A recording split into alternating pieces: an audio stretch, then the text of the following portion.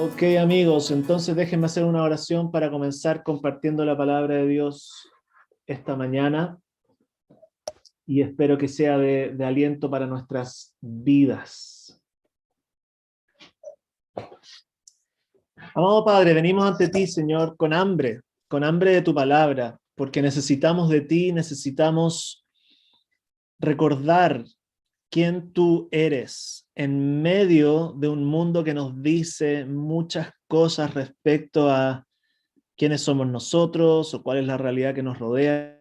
Hoy día queremos venir ante tu palabra para escuchar de ti y de tu verdad, para reenfocarnos y tener nuevamente la perspectiva de la realidad que tú quieres que tengamos. Así que oramos que abra nuestro corazón, Señor, a tu palabra hoy día y me permitas enseñarla adecuadamente, de una manera que te honra, y también como iglesia podemos estar atentos a tu llamado, a obedecer tu palabra, a confiar en tu palabra, Señor, como tú esperas que lo haga un pueblo que ha recibido y escuchado de ti.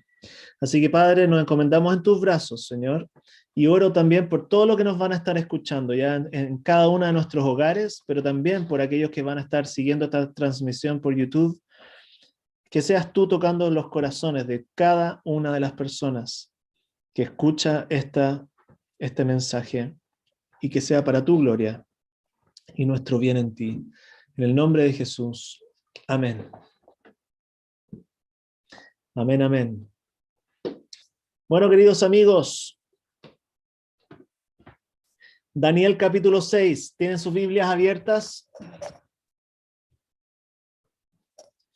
¿Qué significa confiar en Dios en el exilio? ¿Qué significa confiar en Dios en el exilio? Ese es nuestro tema para esta mañana. ¿Qué significa confiar en Dios desde el exilio? Esta semana estuve hablando con un amigo misionero, y me contó que antes de comenzar su vocación al servicio del Señor había sido parte de una de las compañías de ingeniería más corruptas de Sudamérica de los últimos años.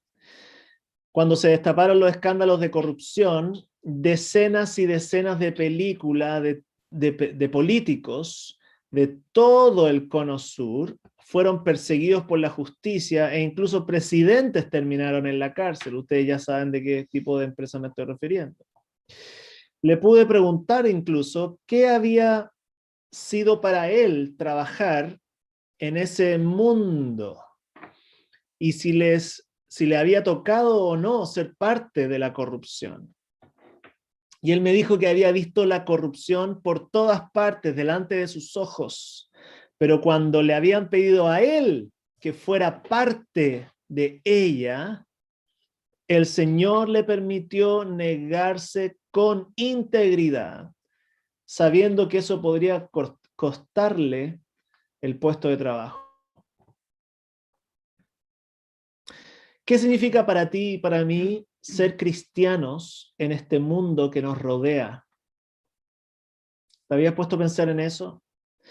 ¿Qué significa que tú y yo confiemos en Dios en medio de los ambientes en los cuales llevamos nuestra vida cotidiana?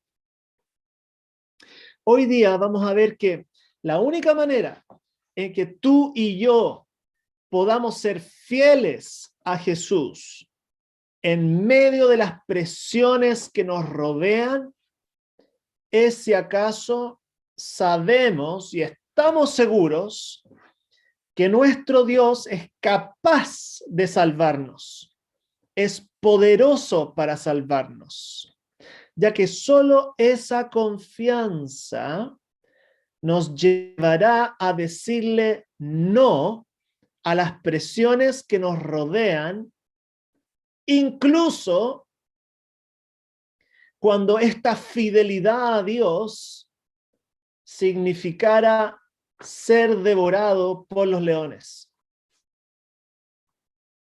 Al menos eso es lo que estamos viendo en el capítulo 6 de Daniel. Hemos estado aprendiendo de este hermoso libro, ¿cierto?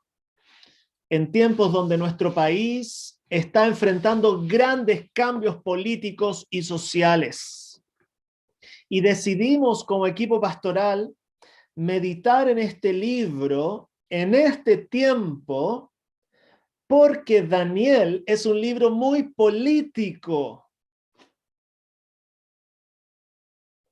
Si nos has estado acompañando en las enseñanzas de cerca domingo tras domingo, te habrás dado cuenta de que hemos escuchado una y otra vez que Dios es el que está a cargo del destino de las naciones, que Dios es el que las gobierna, que Dios es capaz de humillar a gobernantes orgullosos y que Él es quien está guiando el destino de la historia humana hacia el establecimiento de su reino por medio del rey que Él ha escogido.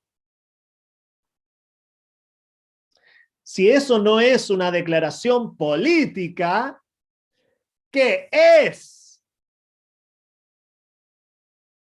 Hoy día, entonces, vamos a ver una de las historias más conocidas en el libro de Daniel. Cuando Daniel es lanzado al foso, o mejor dicho, es como un hoyo cavado en la tierra, más que un foso bien preparado, como una cueva hecha de los leones, producto de su fidelidad a la ley de Dios. Es una de las historias que son muy conocidas en las escuelas dominicales para los niños. ¿Cuántos niños que crecieron en la iglesia evangélica no pintaron leones cuando chiquititos? Sin embargo, nos vamos a dar cuenta de que estos temas realmente son temas que los adultos conocemos muy bien. La historia entonces, queridos, comienza con algo muy conocido entre nosotros. Personas ambiciosas de poder que buscan su propio interés en vez de los de su propio pueblo. Ustedes se dieron cuenta, el rey Darío del imperio medo-persa, ¿cierto? Quiso elegir un equipo de líderes que manejara los recursos de su reino. Y dentro de ellos estaban 120 administradores, más también incluido Daniel, que se había destacado a estas alturas. Imagínense a Daniel como el mejor dentro de todos ellos y que a quien el rey quería poner sobre el resto de los administradores a cargo de todo su reino. Y cuando este equipo de líderes vio que Daniel iba a ser el más importante dentro de todos ellos, arman un plan para que eso no ocurra, motivados supuestamente por el bien del reino. Vean en sus Biblias, capítulo 6, versículo 4, cómo se nos explica la actitud de los administradores. Entonces los administradores y los sátrapas empezaron a buscar algún motivo para acusar a Daniel de malos manejos en los negocios del reino. Sin embargo, no encontraron de qué acusarlo porque lejos de ser corrupto o negligente, Daniel era un hombre digno de confianza. Por eso concluyeron: nunca encontraremos nada de qué acusar a Daniel, a no ser algo relacionado con la ley de Dios. ¿Están viéndolo? Ellos quieren parecer interesados en los intereses del pueblo, pero en realidad, de fondo, están buscando sus propios intereses. Y saben que la única manera de sacar a Daniel del camino es si se meten en su relación con Dios, con Dios. Por eso es que están hablando con el rey, para coordinar, que ponga a Daniel en problemas. Mira el verso 6 en adelante. Formaron entonces los administradores y sátrapas una comisión para ir a hablar con el rey y estando en su presencia le dijeron: ¡que viva para siempre su majestad, el rey Darío! Nosotros, los administradores reales, junto con los prefectos, sátrapas, consejeros y gobernadores, convenimos en que su majestad debiera emitir y confirmar un decreto que exija que durante los próximos 30 días sea arrojado al foso de los leones todo el que adore a cualquier dios u hombre que no sea su majestad. Expida usted ahora ese decreto y póngalo por escrito. Así, conforme a la ley de los medos y los persas, no podrá ser revocado. El rey Darío expidió el decreto y lo puso por escrito. Y entonces, estamos viendo, ¿cierto? ¿Por qué hablo con este tono medio de adulación? Porque me estoy imaginando cómo tiene que haber sido el tono para poder convencer al rey de hacer algo así. Pero date cuenta cómo funciona el corazón humano. El corazón humano funciona de la siguiente manera. Ellos están realmente buscando su propia gloria, pero quieren hacer sentir que ellos se preocupan por la gloria del rey. Y el rey, que no parece muy astuto, no se da cuenta que hay dos problemas en este tema. En primer lugar, ellos dicen que todos los administradores están de acuerdo en este nuevo estatuto, pero el rey no se da cuenta que Daniel no está en medio de ellos. En otras palabras, que lo están engañando. Y en segundo lugar, el rey no se da cuenta que la persona que él quiere establecer como a cargo de todo su reino no está ahí. No se da cuenta ni de la mentira que le están dando, ni tampoco se da cuenta de la importancia de la falta de la persona de Daniel. Esto me está mostrando que ni los administradores ni el rey están interesados en realidad en el destino de su reino, pero sí están interesados en sus propios intereses. Ahora, no hay nada nuevo bajo el sol en la clase política, ¿sí o no? Lo que estamos viendo hoy día en la historia de las naciones. Nada nuevo. Pero es acá donde se nos presenta ahora en el relato otro estilo de vida. La reacción de Daniel, donde vamos a ver un carácter diferente. Miren a Daniel en el versículo 10. Cuando Daniel se enteró de la publicación del decreto, se fue a su casa y a su dormitorio, cuyas ventanas se abrían en dirección a Jerusalén. Allí se arrodilló y se puso a orar y a alabar a Dios, pues tenía por costumbre orar 3 veces al día. No sé si se recuerdan el carácter de Daniel, pero lo habíamos conocido ya en el capítulo 1 del libro. ¿Se acuerdan?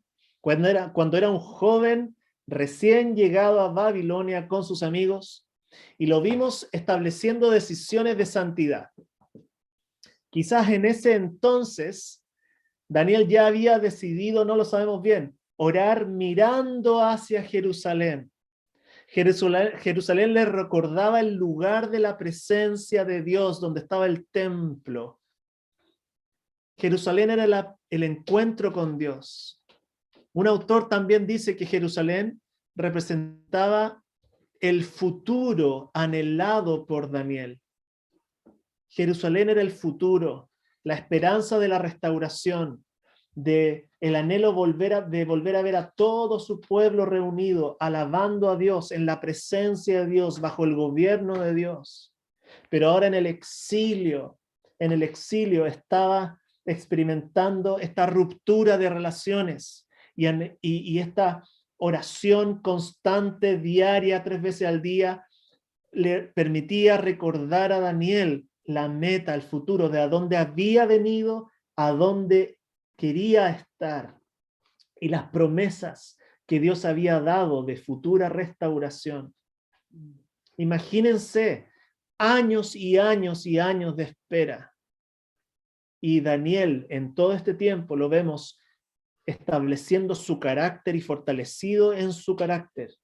sin esperar, sin transar en su esperanza. Entonces, cuando Babilonia había hecho todos sus esfuerzos, ¿se acuerdan a lo largo del libro de Daniel? En adoctrinar a los jóvenes judíos más inteligentes que habían llegado al exilio, vemos que Daniel decidió trazar la línea. Daniel rayó la cancha y dijo: Babilonia llega hasta acá. Babilonia no tocará mi corazón. Babilonia no interrumpirá mi adoración al Dios verdadero. Babilonia no me quitará mi anhelo por la futura esperanza. Babilonia no afectará mi primera alianza. Y por más que Babilonia quiera absorberme en su cultura, llevándome a adorar a sus dioses, acá hay una línea que no estoy dispuesto a transar, aunque eso signifique que yo termine en el foso de los leones. Esta semana me llamó mucho la atención que en el capítulo 6 nos encontramos con Daniel ya viejito, entrando a la tercera edad, al fin de sus vidas, al fin del término del exilio babilónico. Me imagino a Daniel entre sus 60, 70 años, ¿cierto? Pero continúa siendo una evidencia de la perseverancia en medio de Babilonia, de santidad. Y algunos de ustedes se estarán preguntando, bueno, ¿cómo logramos tener una vida permanente de integridad en medio de nuestro exilio, queridos amigos? Porque ustedes ya saben que el Nuevo Testamento nos habla de que todos los cristianos estamos viviendo en el exilio porque no estamos viviendo en la realidad de la futura gloria celestial.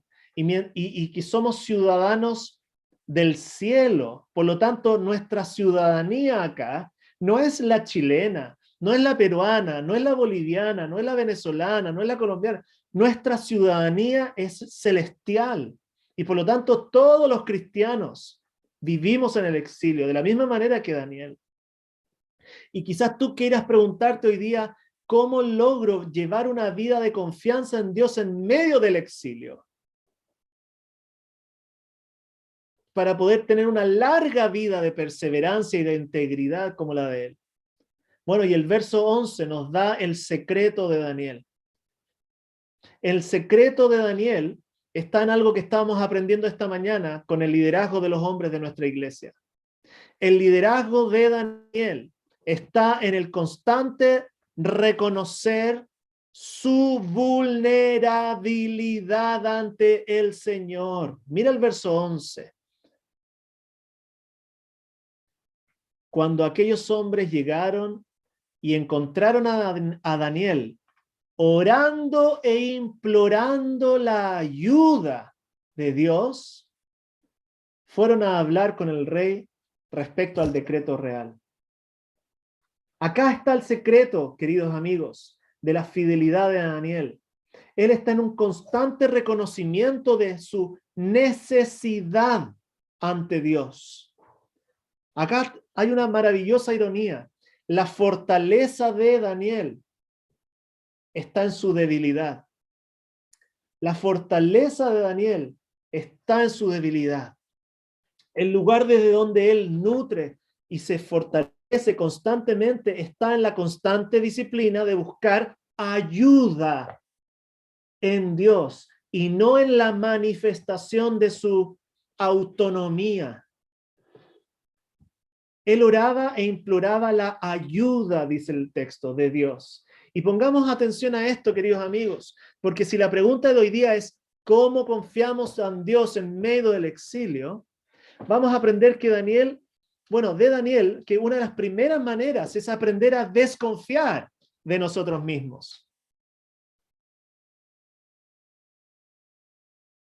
La manera de confiar en Dios en medio del exilio es aprender a desconfiar de nosotros mismos. Y yo sé que esto puede ser difícil escucharlo, querido amigo. Algunos de ustedes me están mirando con la cara así media rara.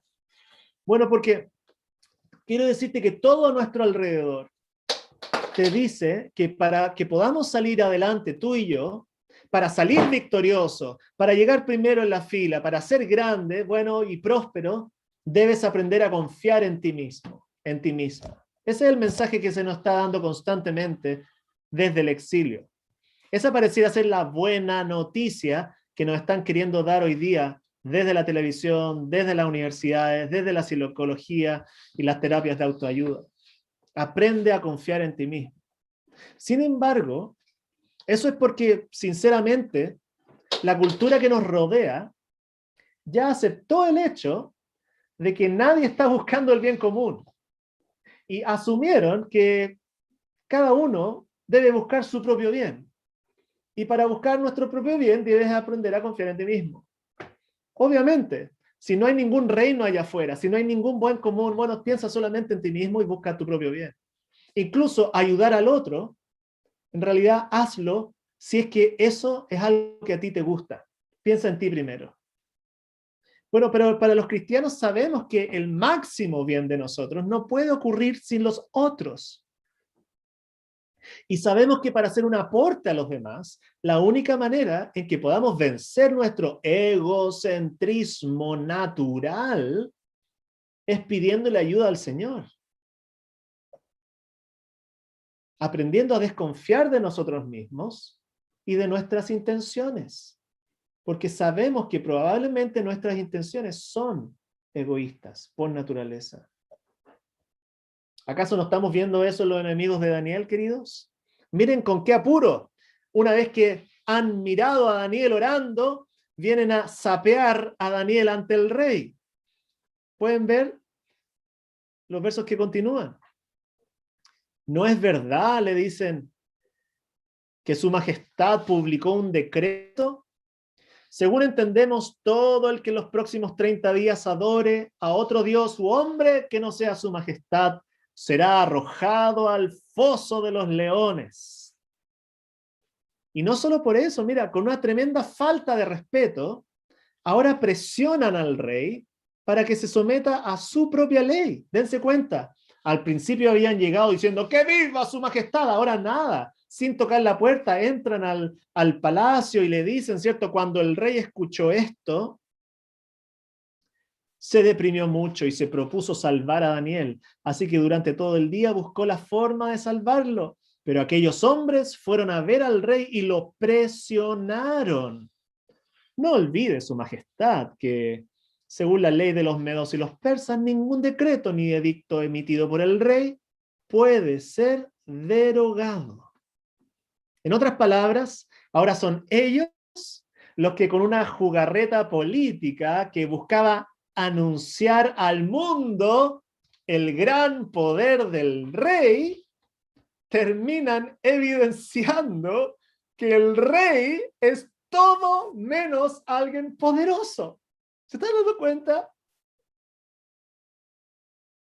Y no solamente eso, obliga al rey a que irónicamente reconozca públicamente exactamente lo contrario que buscaba la ley que había decretado.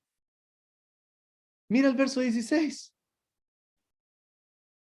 El rey dio entonces la orden y Daniel fue arrojado al foso de los leones. Allí el rey animaba a Daniel, que tu Dios, a quien siempre sirves, se digne salvarte. Trajeron entonces una piedra y con ella taparon la boca del foso. El rey lo selló con su propio anillo y con el de sus nobles para que la sentencia contra Daniel no pudiera ser cambiada. Luego volvió a su palacio y pasó la noche sin comer y sin divertirse, y hasta el sueño se le fue. ¿Pueden notar la ironía? La ley impedía que se orara a otro dios, sino a Darío, y que él mismo, pero finalmente terminamos viendo al mismo Darío orando a otro dios, reconociendo que el otro es más capaz para salvar que sí mismo. ¿Están dando cuenta? Porque de fondo lo que la palabra de Dios nos está enseñando hoy día que solo Dios es capaz de salvar y nos está llamando a poner nuestra confianza en el Dios correcto. Este Dios falso que se había ofrecido para que la gente lo amara y adorara, termina él mismo pidiendo ayuda al Dios que había prohibido al mundo y que había finalmente generado que pusieran a Daniel en el foso de los leones. Ahora, mira cómo sigue la historia. Verso 19. Tan pronto como amaneció, se levantó el rey y fue al foso de los leones. Este rey está siendo descrito como, sinceramente, una persona que ya perdió toda su capacidad de control del destino, del futuro, de su propia capacidad de dormir incluso. Verso 20, ya cerca, lleno de ansiedad. Estamos acostumbrados a ver en el libro de Daniel reyes ansiosos, llenos de insomnio, ¿sí o no? Que no pueden dormir. Queridos, esta es la realidad del mundo que nos rodea. Incluso los poderosos de este mundo, que afirman tener todo bajo control, que nos prometen al mundo entero el oro, la prosperidad, etc., no pueden conciliar el sueño. Esta es la realidad, queridos, de un mundo que vive sin fe en Dios. Y el rey, lleno de ansiedad, gritó: Daniel, siervo del Dios viviente, ¿pudo tu Dios? Dense cuenta la palabra, pudo tu Dios, a quien siempre sirves, salvarte de los leones? Esa es la pregunta de esta mañana. ¿Puede Dios salvar? ¿Estás dando cuenta por qué estamos hablando de confianza? ¿Pudo tu Dios salvar? Esa es la gran pregunta de nuestro pasaje. Y mira el verso 21 cómo lo responde desde el fondo. ¡Que viva su majestad por siempre!, contestó Daniel desde el foso.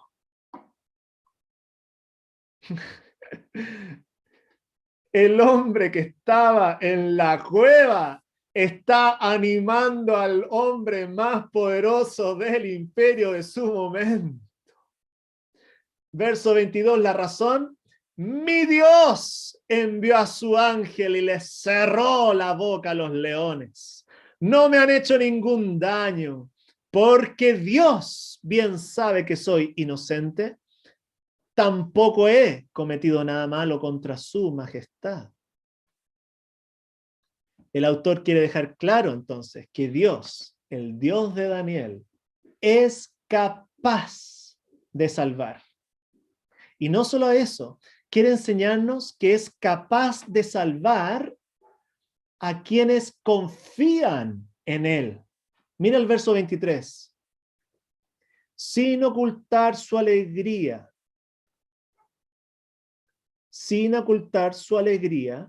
el rey ordenó que sacaran del foso a Daniel. Cuando lo sacaron, no se le halló un solo rasguño, pues Daniel confiaba en su Dios. En otras palabras, este Dios es capaz de salvar a los que confían en él. Dios salva a los que ponen su confianza en él. El relato termina entonces, queridos, con el rey Darío juzgando a los enemigos de Daniel, enviándolos a ellos, a los leones, y haciendo algo que este libro ya también nos tiene acostumbrados, ¿sí o no? Otro rey llamando a las naciones a adorar al Dios verdadero. Verso 25 en adelante.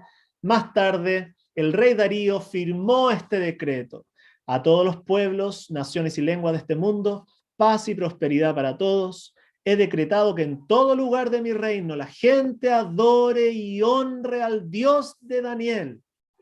Y miren, veamos lo que aprendemos de la boca del rey Darío. Porque Él es el Dios vivo y permanece para siempre. Su reino jamás será destruido y su dominio jamás tendrá fin. Él rescata y salva, hace prodigios en el cielo y maravillas en la tierra. Ha salvado a Daniel de las garras de los leones. El reino, queridos, entonces, es poderoso y el rey del reino puede salvar.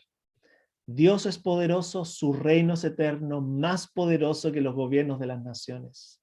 La historia termina mostrándonos entonces, en el verso 28, ustedes pueden ver en sus Biblias, cómo Dios finalmente prosperó a Daniel y terminó mucho más próspero que antes.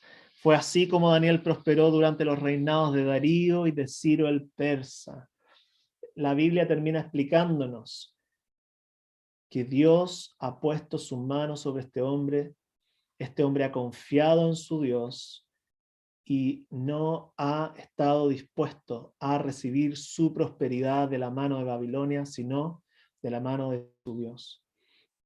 Daniel 1 nos mostró cómo comenzó la vida de oración de Daniel.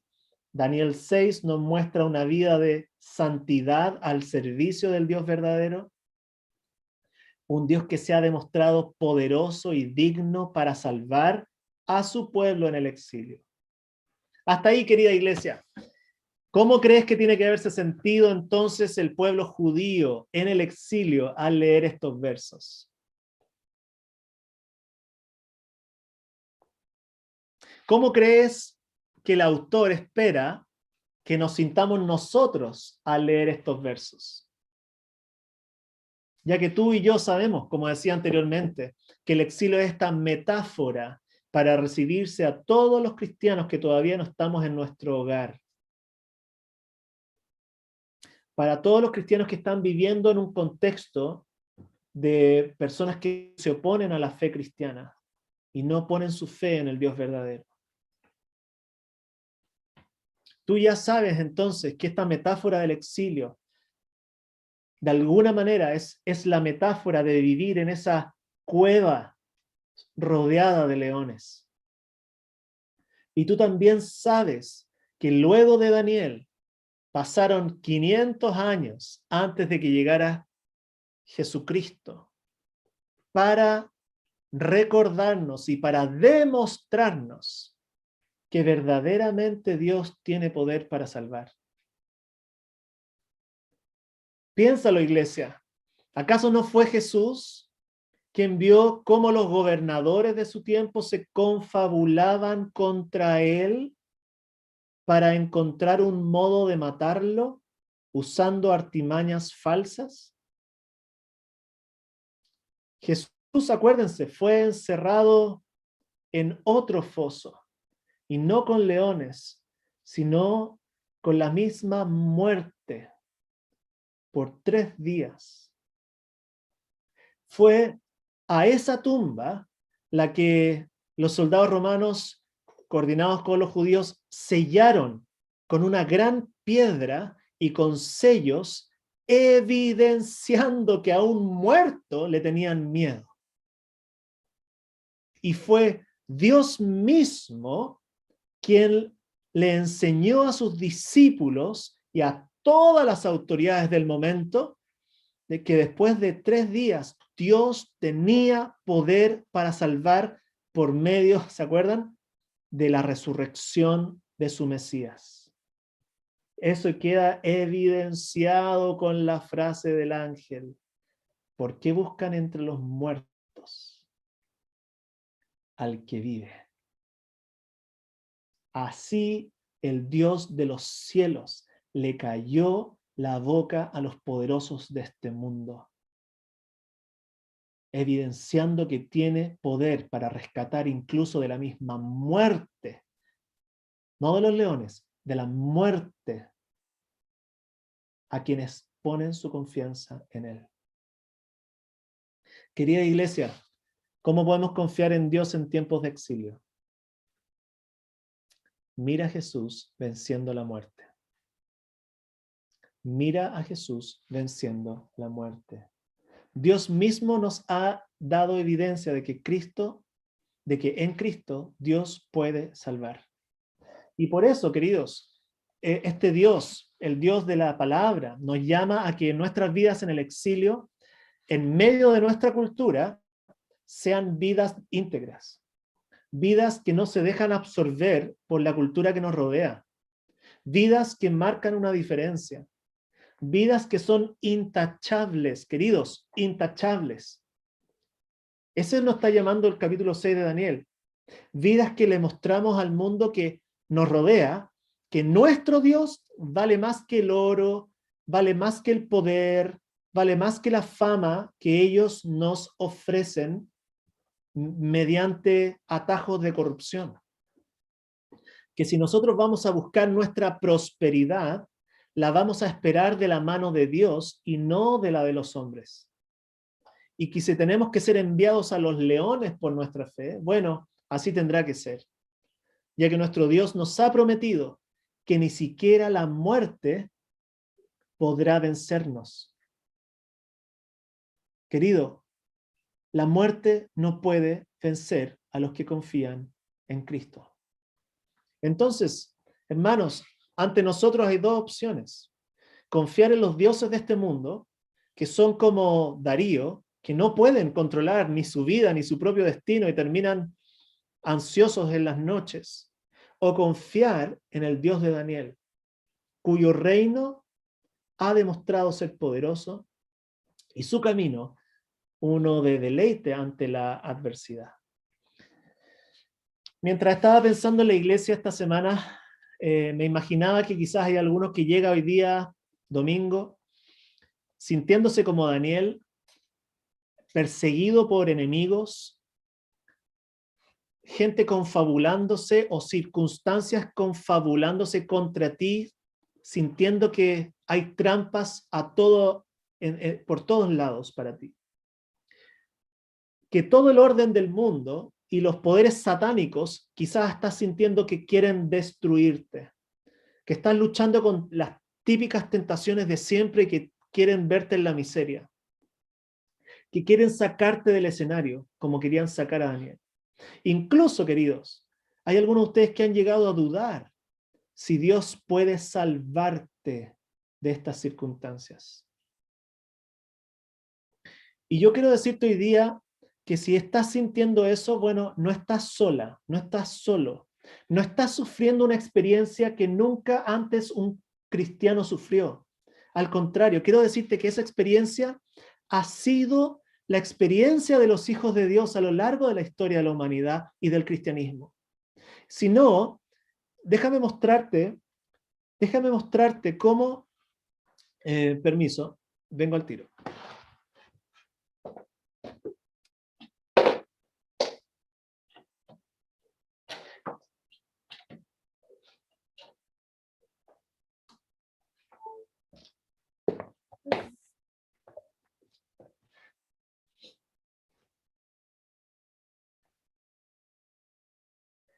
¿Están ahí? Déjame mostrarte si estás sintiendo esa que es tu experiencia como cristiana, como cristiano hoy día en medio del exilio. Déjame mostrarte la experiencia del rey David. El rey David dijo en el Salmo 57, dijo lo siguiente. Pon atención, que pueden quizás ser tus palabras. Me encuentro en medio de leones, rodeado de gente rapaz. Sus dientes son lanzas y flechas, su lengua espada afilada. Pero pon atención al verso 5. Pero tú, oh Dios, estás sobre los cielos. Tu gloria cubre toda la tierra. Tendieron una red en mi camino y mi ánimo quedó por los suelos.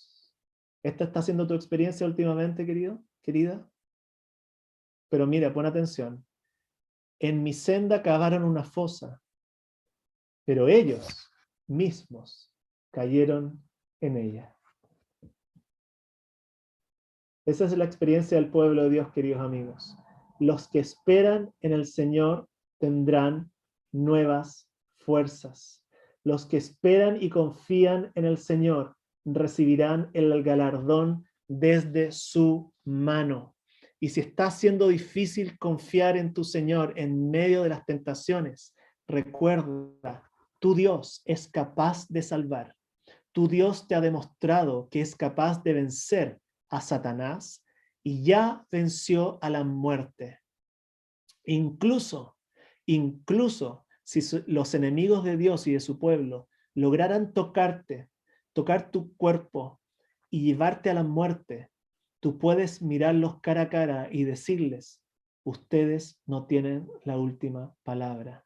Será un solo pestañear de ojos para volver a mirar y despertar en la nueva Jerusalén, en el lugar de mi anhelo, el lugar de mi esperanza, el lugar de mi encuentro con Dios que Jesucristo vino para preparar para mí y compró para mí a precio de sangre.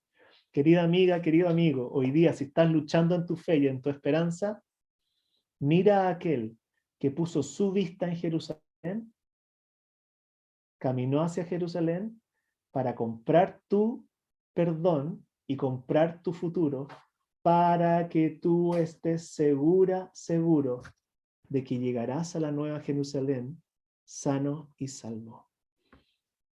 Oremos al Señor.